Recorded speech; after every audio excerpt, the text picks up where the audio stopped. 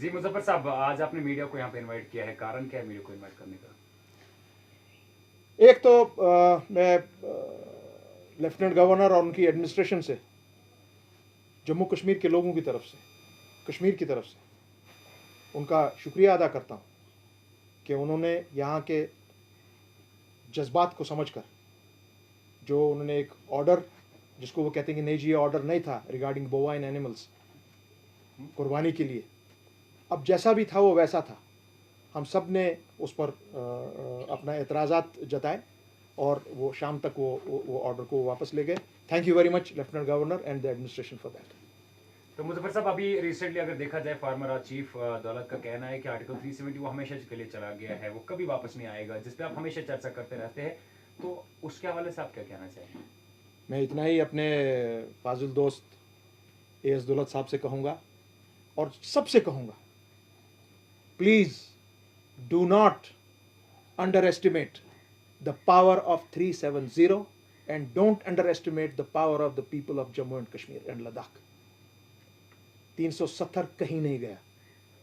जब ऐसे आप बात करते हैं 370 के बारे में, तो हमको लगता है कि आप सब ये कर रहे हैं, माननीय सुप्रीम कोर्ट की तौहीन कर रहे हैं। ये मामला सुप्रीम कोर्ट के ज़ेर गौर है। आपको किस तरह मालूम है जी ये कभी वापस ही नहीं आएगा? क्या चीफ जस्टिस ऑफ इंडिया या जो कॉन्स्टिट्यूशनल बेंच लगा हुआ है उन्होंने आपको बोला है? ये मैं सिर्फ दुलत साहब के लिए नहीं बोल रहा हूँ, ये मैं उन सब तमाम हजरात के लिए बोल रहा हूँ, चाहे वो बीजेपी से ताल्लुक़ रखते हैं, चाहे किसी भी खीमे से ताल्लुक़ रखते हैं, जो वो इंप्रेशन हमेशा देते रहते हैं जी 370 तो अब गया। कहाँ गया भाई?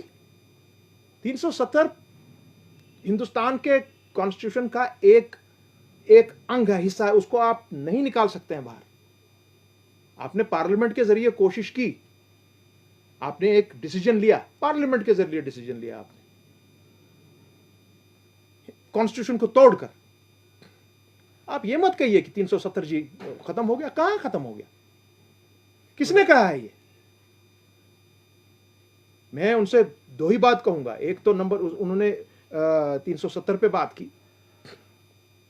370 का केस बाज़ाब्ता तौर पर वहां पे पड़ा हुआ है। It is under the preview of the honourable court. They have not sat on it. और हमारा मानना है जिस दिन भी वो उस पर बैठेंगे, जब भी बैठेंगे, ऑनरेबल सुप्रीम कोर्ट, क्योंकि पूरी दुनिया उन पर नजर रखी हुई है 370 पर, और ऑनरेबल सुप्रीम कोर्ट का एक महत्वपूर्ण जगह है सारे वर्ल्ड में as one of the finest bodies of judiciary. और हमें पूरा उम्मीद है जम्मू कश्मीर के लोगों को कि honourable supreme court of India will do justice as per the constitution और 370 को वो बहाल करेंगे। तो मुजफ्फर साहब, बाकी रीजनल पार्टीज का भी कहना है जो आपके अपोजिशन में है, जिनको आपने एक कभी मरतबा जो है बीजेपी का पार्ट ए कहा तो कभी बी, या बाकी बीजेपी भाजपा पार्टी है, वो कह रहे हैं कि इन लोगों के पास 370 के अलावा या 370 इस डिस्कशन के अलावा कोई और मुद्दा ही है ही नहीं जिसपे ये सियासत करे। अब ये अपनी दुकानें जो है इन्हीं सब चीज़ों से चलाते हैं यहाँ पे। तो आपका इस पे क्या रिप्लाई है? भाई दुकानें तो वो चला रहे हैं इस पर। जैसे 370 स्पेसिफिक है टू जम्मू एंड कश्मीर। जब हमारी कॉन्स्टिट्यूएंट असेंबली अपना काम खत्म कर चुकी, उन बेचारों को यह भी नहीं पता होगा वो क्या मामला है। जब उन्होंने अपना काम खत्म कर दिया, जम्मू कश्मीर की रियासत को अपना कॉन्स्टिट्यूशन दिया, उन्होंने 370 को छेड़ा नहीं, उसी तरह रखा। It took a permanent shape at that time, और वो स्पेसिफिक बन गया टू जम्मू एंड कश्मीर। जैसे 371 स्पेसिफिक है to various other northern states, उसमें A B C D E F G H तक है वो 370। अगर वो एरिया स्पेसिफिक है टू दोज स्टेट्स, उसको क्यों नहीं आप हटा रहे हैं? आप क्यों सिर्फ एरिया स्पेसिफिक जो 370 है जम्मू एंड कश्मीर को, उसको हटा रहे हैं? और भाई मेरे सारे जितने भी ये लोग बात करते हैं उनको ये याद रखना चाहिए, जब 600 के आसपास प्रिंसली स्टेट्स उन्होंने ये अपना इंस्ट्रूमेंट ऑफ एक्शन साइन किया, उसके साथ में उन्होंने एक्सेप्ट किया the constitution of the country, accepting the state of Jammu and Kashmir which got its own constitution, because उसकी एक स्पेशल कंडीशन थी। इसमें कोई ये दो राय नहीं है, और इसमें कोई ये आतंकवाद नहीं है, इसमें कहीं हिंदू मुसलमान नहीं है। इसमें यह मामला है। तो मुजफ्फर साहब, रिसेंटली अगर देखा जाए डिलिमिटेशन कमीशन की टीम जो जम्मू कश्मीर के दौरे पे आई थी, आप लोगों का मानना था कि पीएचडी जो है it's just meant for the restoration of article 370 to fight for the restoration of article 370 and 35A, but at the other side if we see that just ANC and JK-PDP was not participated in the delimitation assembly. इस पर मैंने आप I think you are very late on this my dear friend. नहीं, लेकिन सवाल मुजफ्फर साहब यहाँ ये है कि क्या यह मान के चले कि वो पीएचडी के अंदर जो वो कॉपरेशन थी वो अभी बराबर नहीं है, जिसकी वो इख्तिलाफात उस पीएचडी के अंदर उठी है, जिसकी वजह से अभी वो पीएचडी कहीं नो, इसमें कोई इख्तिलाफ नहीं है, क्योंकि मैं उस मीटिंग में शामिल था एज एन एग्जीक्यूटिव मेंबर, और हमने ये फैसला किया कि आप जो पार्टी भी जाना चाहती है वहाँ इंडिविजुअली यू कैन गो, जो नहीं जाना चाहती है नो प्रॉब्लम। क्योंकि ये जो कमीशन बिठाया गया है it is being led by a very renowned, जो हमारी सुप्रीम कोर्ट की जज रह चुकी हैं, उसके मेंबर्स भी बहुत रिनाउंड मेंबर्स हैं। मगर जिस तरीके से वो गठन हुआ उसका, क्योंकि उसका गठन हुआ है after the reorganisation act of 2019 5 अगस्त, जिसको हमने चैलेंज किया बिफोर द कोर्ट, जो 370 को आपने चैलेंज किया, 35A को चैलेंज किया, तो मैं कैसे मानूंगा ये कमीशन? वो तो उसके ऑर्डर के बाद आया है, यही तो बात है।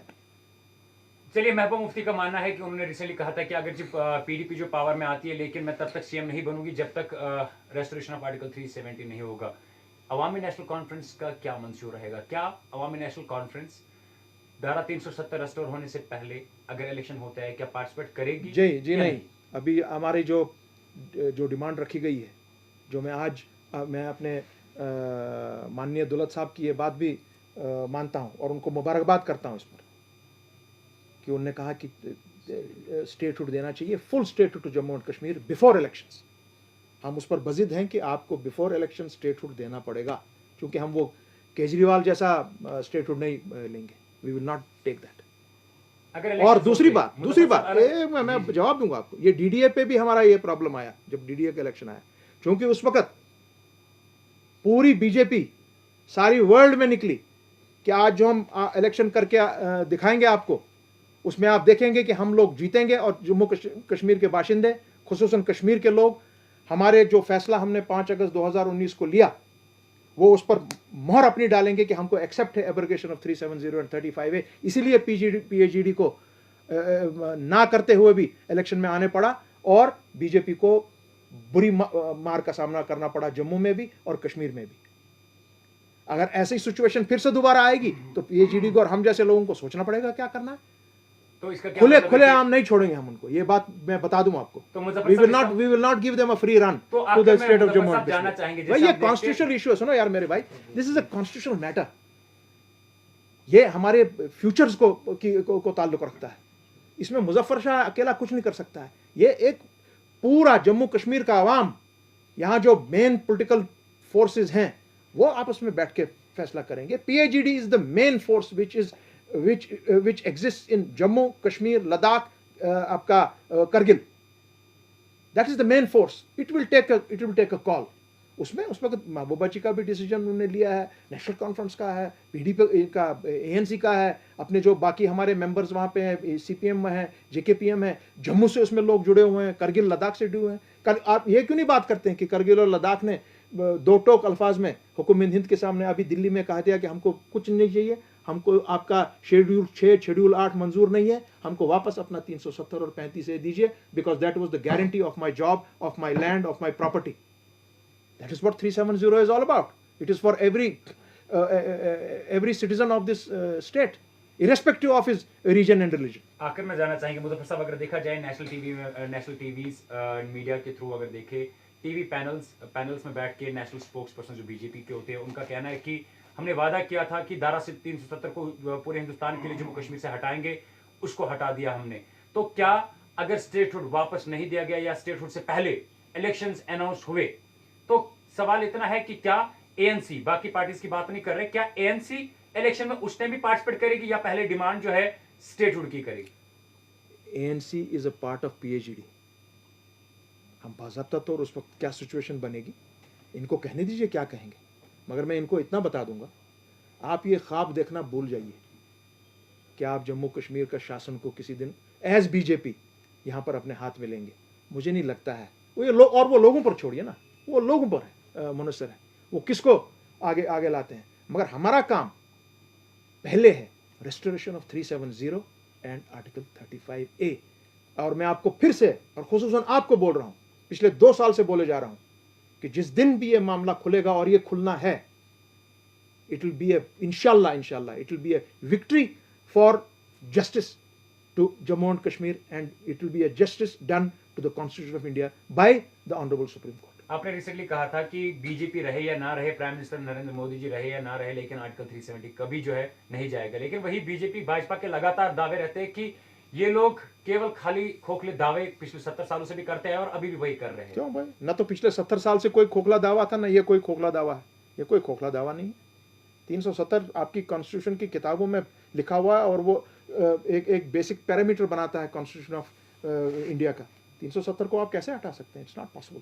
So Prime Minister, India has also, last में जाना चाहेंगे that the people of Jammu and Kashmir are really happy कि abrogation of Article 370 जो है वो रिमूव हुआ है या एब्रोगेट किया गया है। स्पेशली जम्मू की बात करें, वहाँ पे भी लोग खुश नजर आ रहे हैं, और कश्मीर के अंदर भी जो है बहुत खुश हैं भाई। हालात यहाँ जो के है- लोग इतने खुश हैं, अगर इतने लोग हमारे इतने खुश हैं कि भाई प्लीज फिर यहाँ पे आप 200-250 करोड़ रुपया पर डे जो सिक्योरिटी पैरामिलिट्री इस फौज पे खर्चा दे रहे हो, उसको ले जाओ वापस। वो 250 करोड़ रुपया पर डे पूरे मुल्क पे लगाओ, हमारे 80,000 करोड़ वापस दो। 1 लाख करोड़ तुम्हारा कर्जा है कश्मीर का, जो आपने डिसीजन लिया 5 अगस्त 2019 का। क्यों रख रहे हो इस फौज और पैरामिलिट्री को यहाँ, जब यहाँ सब खुश हैं? तब हटाओ इनको यहाँ से, बचाओ ये पैसा। ये मेरा जवाब है आपको इसका, और ये मेरा जवाब है हमारे माननीय प्राइम मिनिस्टर का। और साथ ही में आप सबको, आपकी चैनल की तरफ से अपने जम्मू कश्मीर के लोगों को, तमाम अहले इस्लाम को हमारी तरफ से वो ईद मुबारक कबूल करें।